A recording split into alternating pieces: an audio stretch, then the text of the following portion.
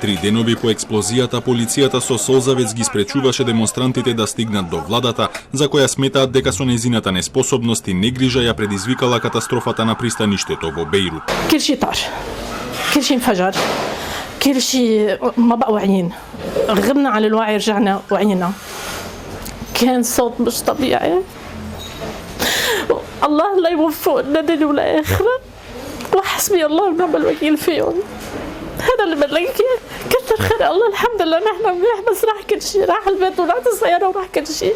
Земјата веќе беше во економска криза уште пред пандемијата на коронавирусот, со речиси секојдневни антивладини протести кои траеа со месеци. Уништувањето на најголемото пристаниште во земјата, преку кое се увезуваат речиси 80% од прехранбените продукти, се заканува целосно да го уништи кревкиот социјален мир. Своето мислење за владата и состојбата на земјата либанците го искажаа и за време на посетата на Макрон, чија земја беше меѓу првите што испрати помош.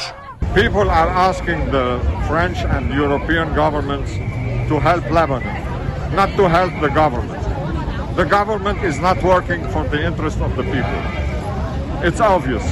Бројот на загинати во експлозијата се приближува до 150 лица, речиси 5000 беа повредени, а исчезнати се десетици лица. Спасувачките тимови се уште ги пребаруваат рушевините во потрага по преживеани, иако надежта брзо се намалува. Je peux pas évaluer les chances, que je peux dire c'est que nous on s'accroche à l'espoir évidemment de retrouver des victimes vivantes, on fait tout pour travailler le plus rapidement possible pour aller les chercher. Évidemment, avec le temps qui passe, les chances sont de plus en plus réduites, mais notre expérience montre qu'on peut parfois avoir trouvé des victimes vivantes jusqu'à 72, 75, 80 heures après une explosion ou un tremblement de terre. Donc pour l'instant, on est encore dans les délais et donc on s'accroche à cet espoir. Медицинските капацитети во градот веќе беа оптоварени до максимум поради коронавирусот, па затоа властите апелираат за медицинска помош во кревети, полски болници и лекови. We are installing a field hospital here. It's going to be a 80 to 100 beds.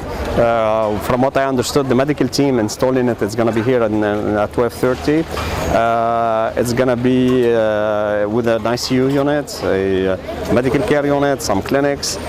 Ударниот бран на експлозијата предизвика штета дури и на 10 километри од пристаништето, а сериозно прашање е како држава со економски и социјални проблеми како Либан ќе се справи со катастрофа од такви размери.